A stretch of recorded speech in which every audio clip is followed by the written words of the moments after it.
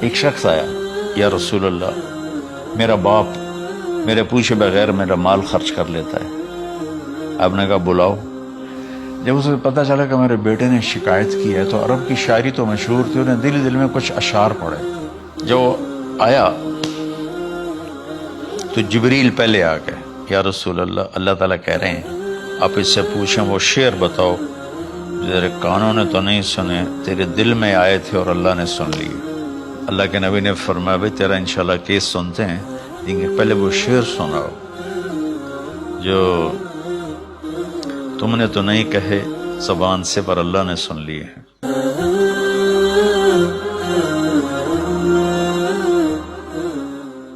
بسم اللہ الرحمن الرحیم، والصلاة والسلام علی رسولہ الکریم وعلی آلہ وصحبہ اجمعین۔ میرے محترم بھائیوں، بہنوں، دوستوں، بزرگوں، بچوں، بچیوں، جانے انجانے سب کو، اہل ایمان کو میرا السلام علیکم ورحمۃ اللہ وبرکاتہ۔ پچھلی ویڈیو اس میں نے تھوڑا سا والدین کے حقوق بتائے تھے۔ وَقَضَىٰ رَبُّكَ أَلَّا تَعْبُدُوا إِلَّا إِيَّاهُ، اس پر بات کر لی تھی مختصر۔ تو میں ایک واقعہ سنانا چاہتا تھا، تھوڑا اشارہ کیا تھا کہ ایک بدو آیا صحابی کا، یا رسول اللہ میرا باپ مجھ سے پوچھے بغیر میرے مال کو خرچ کر دیتا ہے۔ آپ نے فرمایا بلاؤ بھائی۔ جب اسے پتہ چلا کہ میرے بچے نے میری شکایت کی ہے تو اسے بڑا دکھ ہوا، تو اس نے دل ہی دل میں چند اشعار پڑھے، زبان پہ ادا نہیں، دل میں آئے۔ تو جب وہ مسجد میں انٹر ہوا تو جبریل پہلے آئے بیٹھے تھے کہ یا رسول اللہ اللہ فرما رہے ہیں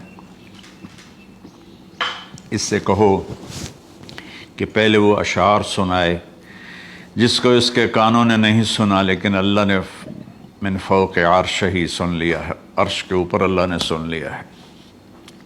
تو آپ نے اس سے ارشاد فرمایا کہ تمہاری بات ہم سنتے ہیں باپ بیٹے کی، لیکن پہلے وہ شعر سناؤ جو تیری زبان سے ادا نہیں ہوئے، تیرے کانوں نے نہیں سنے، تیرے دل کی گونج تھی اور تیرے دل کی آہ اور فریاد تھی جو دل ہی میں گھٹ کے رہ گئی، اسے اللہ نے سنا ہے۔ وہ کہتا ہے سناؤ۔ کہنے لگا یا رسول اللہ آپ کا رب ہر وقت ہمارے ایمان کو آپ پر زیادہ سے زیادہ بڑھاتا رہتا ہے، اس ذات کی قسم جس کے قبضے میں میری جان ہے۔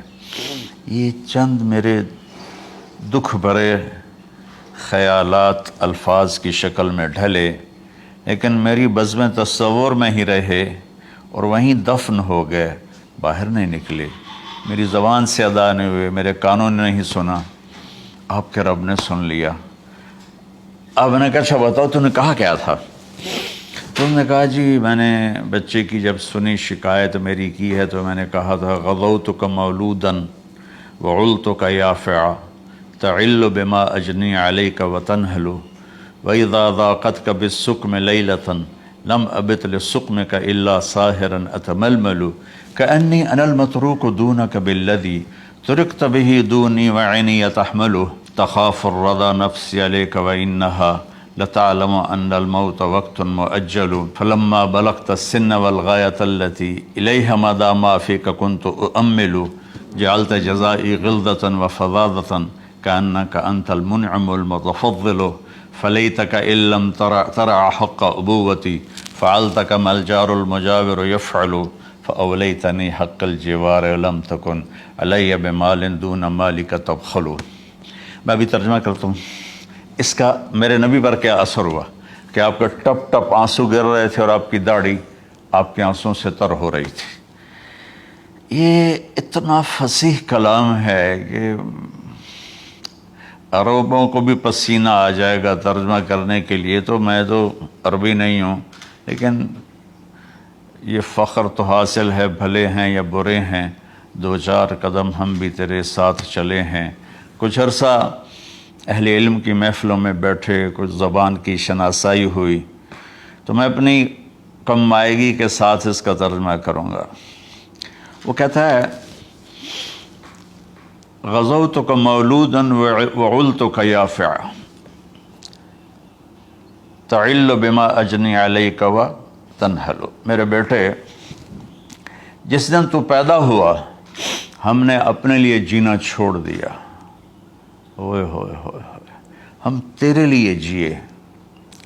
تیری ماں تجھے دودھ پلاتی تھی، میں تیرے لیے روٹی کے نوالے لاتا تھا، میری ساری کمائی پہلی اور آخری سب تیرے اوپر لگتی تھی۔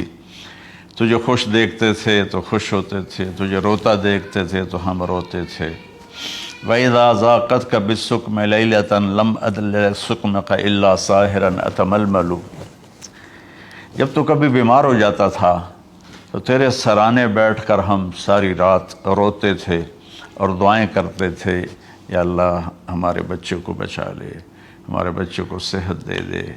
اس تڑپ میں ساری ساری رات میں جاگتا تھا، تیرے لیے میں نے اپنا سب کچھ لگا دیا، اپنے لیے جینا چھوڑ دیا، اپنی خواہشات کو دبایا، تیری ہر خواہش کو پورا کیا، تجھے مسکرانے کے لیے، تجھے ہنسانے کے لیے میں دھکے دھوڑے کھاتا رہا، کبھی گرمی لو کی جھلسا دینے والی ریت اور کبھی سردی کے سرد ہوا کے تھپیڑے، لیکن میں ان دونوں سے گزرتا ہوا تجھے پالنے کی خاطر اپنے آپ کو کھپاتا رہا۔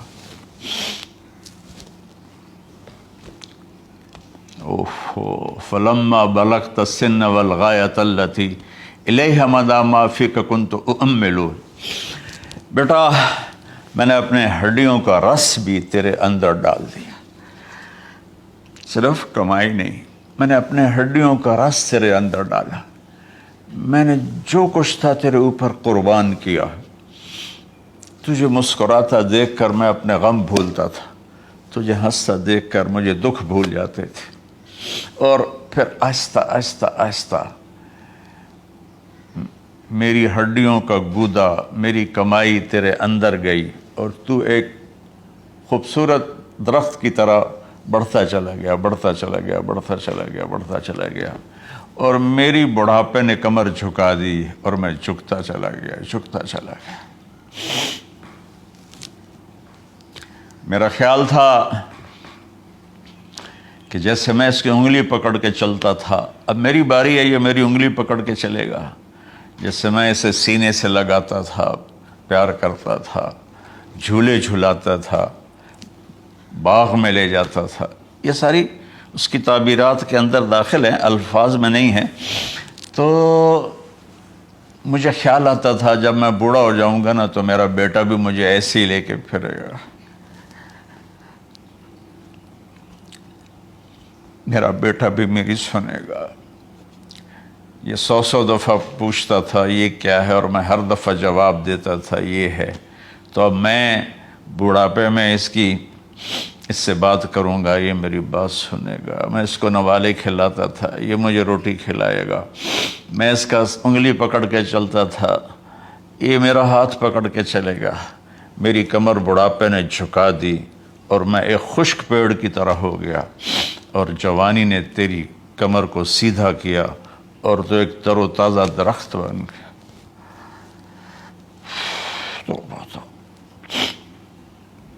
تو مجھے خیال آیا کہ میں نے 20 سال اس بچے کو پالا ہے، ابھی اپنی ماں اور باپ کو دیکھے گا، لیکن ایک دم اچانک کیا ہوا، فلما بلغت السن والغایۃ التی الیہا مدی ما فیک کنت اؤمل، جب تو اس عمر کو پہنچا جس میں ہماری امیدیں تیرے ساتھ لگ گئیں، ہمیں بڑھاپے نے بے آسرا کر دیا اور تیری جوانی نے تجھے ہمت دے دی، تب ہمارا خیال آیا کہ اب یہ ہمارے ساتھ وہی کرے گا جو ہم نے اس کے ساتھ کیا۔ لیکن کیا ہوا، جعلت جزائی غلظۃ وفظاظۃ کأنک انت المنعم المتفضل، تو اتنا بدتمیز ہوا، تیری زبان چھری بن گئی، تیرا رویہ زہر بن گیا، اور میری ساری زندگی کی محنت کا بدلہ تو نے مجھے نافرمانی سے دیا، بد اخلاقی سے دیا، بدتمیزی سے دیا۔ میں حیرت بھری نظروں سے تجھے دیکھتا رہا اور میں اپنی پچھلی 20 سالہ زندگی کو جھٹلاتا رہا کہ میرے خیال میں اس کا نوکر ہوں اور یہ میرا مالک، میں اس کا باپ نہیں، میں اس کا نوکر ہوں، کیونکہ ماں باپ کے ساتھ ایسا کوئی نہیں کرتا ہے، یہ میرا مالک ہے اور میں اس کا نوکر ہوں، اس لیے مجھے ڈانٹ رہا ہے۔ کتنے بچوں کو میں نے یہ کہتے سنا اپنے باپ کو، تو میرے واسطے آج تک کیتا کی، تو میرے واسطے آج تک بنایا کی، اور جو باپ بے بسی کی تصویر بنا ہوتا تھا وہ شکلیں بھی میرے سامنے ہیں۔ ہمارا دیہاتی ماحول زمیں دارہ ماحول ہے، لیکن اب تو شہروں میں بھی یہی حال ہے۔ جس نے وہ لیول اے لیول کیا ہے اسے کیا پتہ ماں کسے کہتے ہیں، باپ کسے کہتے ہیں۔ تو میں نے اپنی آنکھوں سے باپ کی بے بسی اور بیٹے کا غرانہ ایک دفعہ نہیں کتنی دفعہ دیکھا۔ تو میرے واسطے آج تک ہی کیتا ہے، تو میرے واسطے آج تک ہی بنایا ہے۔ وہ کہتا ہے اچھا میرا بچہ جداں جوان ہو سو آپ پہ سمجھ جسو۔ جبریل انسانی شکل میں آئے کہ یا رسول اللہ کچھ سوال کی، قیامت کب آئے گی؟ کہا اللہ کو پتہ ہے۔ کہا کوئی نشانی؟ فرمایا جب دیکھو کہ بیٹیاں بھی ماؤں کو نوکر کی طرح دھتکار رہی ہوں تو سمجھنا قیامت آنے والی ہے۔ کچھ عرصہ پہلے ایک بچی اور ماں، تو ماں کچھ بات کر رہی تھی اور بیٹی کہہ رہی تھی بھوک نہیں بھوک نہیں، اور اس کی ماں کے خون سے بھرے ہوئے آنسو بہہ رہے تھے اور اس کی ہچکیاں لگ رہی تھی کہ یہ وہ ہے جس کو میں نے اپنے پیٹ سے جنا اور اپنی چھاتی کا دودھ پلاتے پلاتے پلاتے میں نے کتنی تکلیفیں برداشت کی، اور آج کر یہ بھوک نہیں۔ تو کمال کے اشعار میں سوچ رہا ہوں جب میرا یہ حال ہے 1400 سال بعد کہ میرے آنسو نہیں رک رہے، تو اللہ کے نبی تو زارو قطار روئے تھے، داڑھی آنسوں سے تر ہو گئی تھی۔ کہا بیٹا جب تو نے میری ساری زندگی کی محنتوں کا بدلہ بدتمیزی سے دیا، گالی گلوچ سے دیا، دھکے دے کر باپ کو گھر سے نکال دیتے ہیں، تو بیٹا میں یہ سمجھا کہ تو نے ایک خواب دیکھا تھا، تو نے ایک خواب دیکھا تھا کہ تو باپ ہے اور یہ بیٹا ہے۔ اصل حقیقت یہ ہے کہ یہ مالک ہے اور میں نوکر ہوں۔ پھر آگے کہتا فَلَيْتَكَ إِن لَّمْ تَرَ حَقَّ أُبُوَّتِي فَعَلْتَ كَمَا الْجَارُ الْمُجَاوِرُ يَفْعَلُ۔ اچھا چلو بیٹا تو نے مجھے باپ تو نہ سمجھا، چلو ایک پڑوسی سمجھ لو۔ عرب میں پڑوسی کا بہت خیال کیا جاتا تھا، اور یہ عرب کی شان تھی کہ اپنے پڑوسی کو وہ عزت دیتے تھے جو اپنے گھر میں ایک دوسرے کو عزت دیتے تھے۔ تو اس نے پھر اس کی طرف اشارہ کیا کہ اگر میں تیرا باپ نہیں ہوں، تیرے رویوں کو دیکھ کر تو یہی لگتا ہے کہ میں تیرا نوکر ہوں، تو میرا مالک ہے، تو چلو اتنا تو کر دے جتنا ایک پڑوسی کے ساتھ کرتا ہے۔ فَأَوْلَيْتَنِي حَقَّ الْجِوَارِ وَلَمْ تَكُنْ عَلَيَّ مِنْ دُونَ مَالِكَ تَبْخَلُ۔ تو پڑوسی پر تو عرب خرچ کرتے ہیں، تو بھی تھوڑا سا میرے اوپر خرچ کر دیتا اور تو بخیل نہ بنتا، اور میرے خوابوں کو چکنا چور کر دیا، میری امیدوں پر پانی پھیر دیا، میرے بڑھاپے کو ذلت اور رسوائی میں بدل دیا۔ اچھا میرا پتر جا خوش رہو۔ ماں باپ کہاں بد دعائیں کرتے ہیں۔ تو میرے نبی کی آنکھوں سے آنسو، یہ ساری داڑھی تر ہو گئی، تو آپ نے اس کے بچے کو گریبان سے پکڑا اور جھٹکا دے کر دھکا دے کر دفع ہو جا، انت و مالک لابیک، تو اور تیرا سب کچھ تیرے باپ کا ہے۔ حضرت علی رضی اللہ تعالیٰ عنہ سے کسی نے پوچھا کہ آپ کے بیٹے حسن کیسے بیٹے ہیں؟